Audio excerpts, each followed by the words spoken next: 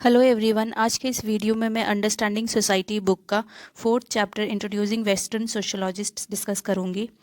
इस बुक में 3 major events दी गई हैं which led to the development of sociology. जो फर्स्ट है वो है द एनलाइटनमेंट, इसको साइंटिफिक रिवॉल्यूशन भी बोला जाता है।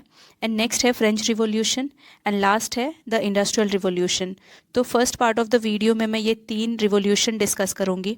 देन नेक्स्ट पार्ट में मैं कार्ल मार्क्स सोशोलॉजिस्ट थिंकर हैं उनके बारे में डिस्कस करूंगी।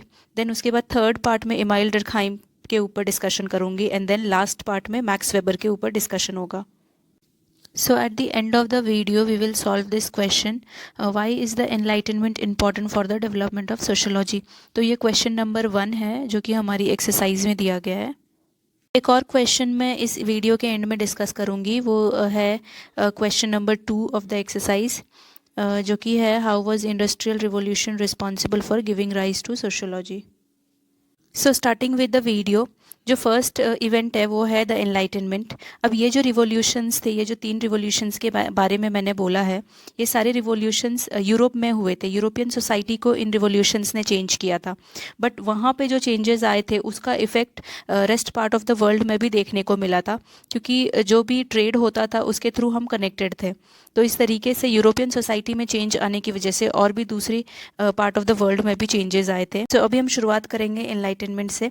तो enlightenment late 17th and early 18th centuries में स्टार्ट हुआ था वेस्टर्न यूरोप में, जहाँ पे कि एक new ways of thinking emerge हुआ था अबाउट द वर्ल्ड।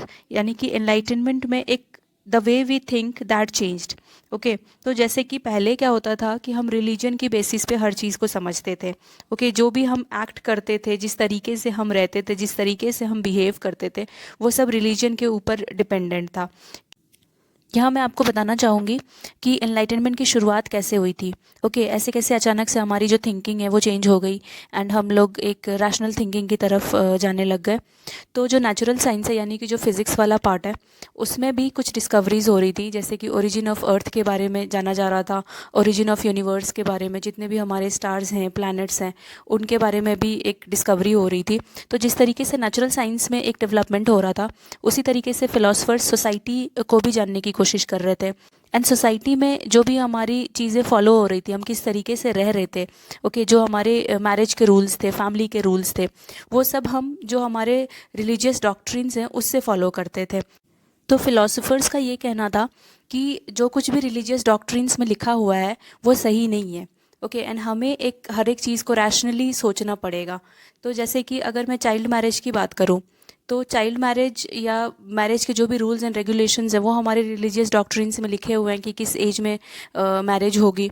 तो जो फिलोसोफर्स हैं उन्होंने बोला कि चाइल्ड मैरिज अगर होता है तो इसकी वजह से इन्फेंट मॉर्टेलिटी होती है एंड चाइल्ड मॉर्टेलिटी भी होती है। तो अभी रीज़न को प्राइमेसी देने के लिए हमें रिलीजन और उससे जुड़े हुए जितनी भी चीज़ें हैं उनको डिस्प्लेस करना ज़रूरी था। तो अभी ह्यूमन बींग्स की जो एबिलिटी है to think rationally and critically, इसकी वजह से ह्यूमन बींग्स अब प्रोड्यूसर ऑफ नॉलेज हो गए एंड यूज़र ऑफ नॉलेज भी हैं। तो इसका ये मतलब है कि पहले जो भी नॉलेज हम डिराइव करते थे वो रिलीजियस डॉक्ट्रिन्स से करते थे, एंड अब जो भी नॉलेज हम डिराइव करेंगे वो ह्यूमन बींग्स उस नॉलेज को डिराइव करेंगे। यानी कि जो साइंटिस्ट्स हैं वो हमें एक सब्जेक्ट को स्टडी करते हैं एंड देन उन फैक्ट्स को वेरीफाई करते हैं और उसके बाद फिर हमें एक थ्योरी ला के देते हैं और उन थ्योरीज़ को हम फॉलो करते हैं इन आर स्टडीज़। तो इस तरीके से जो भी नॉलेज अब हम गेन करेंगे वो थ्रू ह्यूमन बींग्स करेंगे, ना कि रिलीजियस डॉक्ट्रिन्स के थ्रू। तो इस इनलाइटनमेंट की वजह से माइंड का भी डेवलपमेंट हुआ था। तो वो कैसे हुआ था कि हमारे जो आइडियाज़ थे वो सेक्युलर हुए थे, साइंटिफिक हुए थे और ह्यूमनिस्टिक हुए थे। तो अभी फ्रेंच रिवॉल्यूशन में एक मैं बैकग्राउंड दे देती हूँ कि ये क्यों हुआ था। तो फ्रांस में जो सोसाइटी थी वो 3 पार्ट्स में डिवाइडेड थी, first state, second states and third state. Okay, तो फर्स्ट स्टेट वाले क्लर्जी थे और सेकंड वाले नोबल थे और थर्ड वाले पेजेंट्स थे। तो पेजेंट्स को टैक्सेस भरना पड़ता था एंड उनको एक बॉन्डेड लेबरर की तरह काम करना पड़ता था आगे के 2 क्लासेस के लिए, जैसे कि नोबल्स के लिए और क्लर्जी के लिए। एंड क्लर्जी और नोबल्स को बाय बर्थ बहुत सारे प्रिविलेजेस मिले हुए थे, उनको टैक्स नहीं भरना पड़ता था।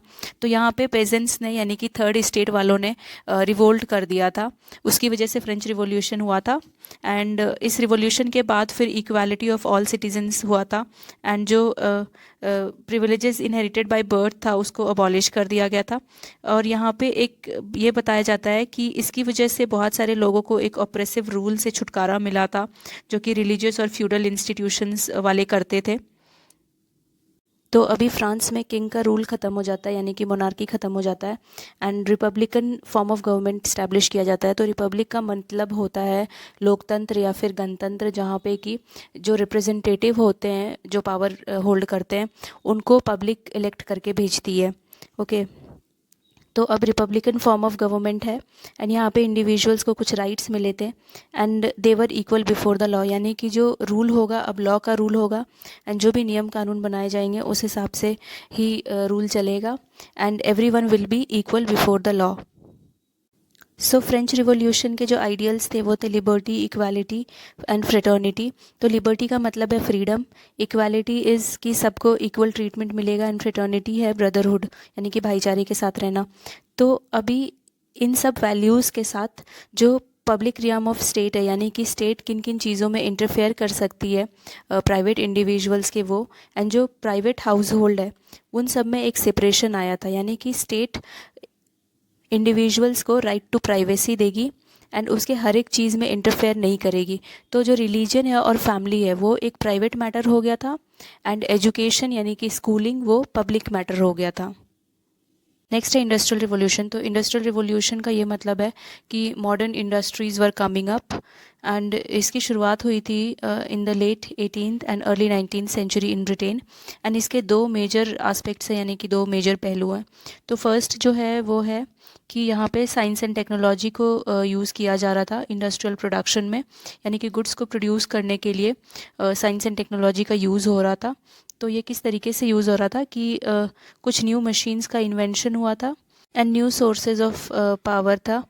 तो जो न्यू मशीन्स थे वो स्पिनिंग जेनी था, जिसकी वजह से कि टेक्सटाइल इंडस्ट्री में प्रोडक्टिविटी बहुत ज़्यादा बढ़ गया था। And new method of obtaining power में आता है स्टीम इंजन, जिसकी वजह से कि जो प्रोडक्शन प्रोसेस है वो फैसिलिटेट हुआ था, and mass manufacture of goods possible हुआ था।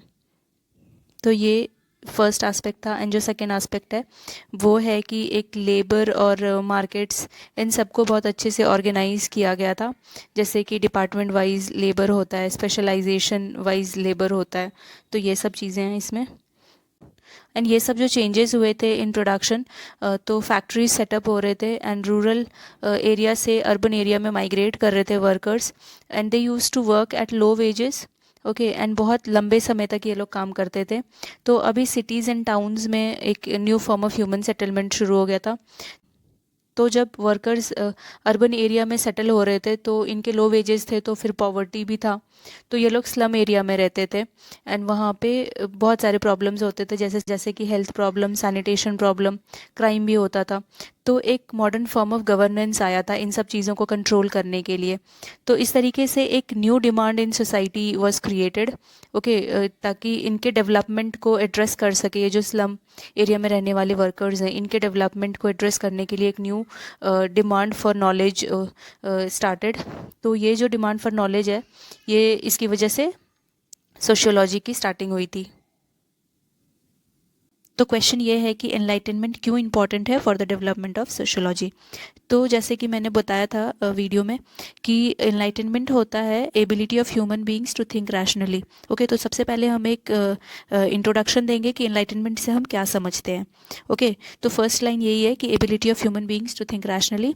एंड देन 18th सेंचुरी में क्या हुआ था यूरोप में कि जो फिलोसोफर्स थे वो रिलीजियस डॉक्ट्रिन्स के सुप्रीमेसी को रिजेक्ट कर रहे थे। ओके, वो ये कह रहे थे कि रिलीजियस डॉक्ट्रिन्स में जो भी लिखा है उसको हमें फॉलो नहीं करना है, हमें किसी भी चीज़ को रैशनली सोचना है। तो जो भी रैशनली हम सोचते हैं वही सच है। ओके, वही ट्रूथ है, एंड जो कुछ भी लिखा हुआ है हमारे डॉक्ट्रिन्स में वो सही नहीं है।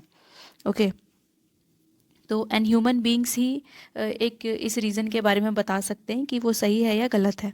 तो जितने भी रिलीजियन और डिवाइन एक्ट्स ऑफ गॉड्स थे, इन सबको रिप्लेस किया जा रहा था, और रीज़न को एक प्राइमेसी दिया जा रहा था, या इसको फोकस दिया जा रहा था। तो इस जब रीजनिंग को फोकस मिलने लगा तो लोगों के माइंड में या थिंकिंग में भी चेंजेस आए थे। तो ये सब चेंजेस सेक्युलर, साइंटिफिक और ह्यूमनिस्टिक वे से हुआ था। तो सेक्युलर का जैसे मैंने मतलब बताया था कि हम हर एक रिलीजन के ऊपर ज़्यादा डिपेंडेंट नहीं होते, हम अपनी से भी सोचते हैं कि क्या रैशनल है और क्या नहीं है। और साइंटिफिक यानी कि हम साइंस को एक साइंस के हिसाब से सोचने की कोशिश करते हैं कि जो भी रिचुअल्स हम फॉलो कर रहे हैं वो साइंस के हिसाब से सही है या नहीं है।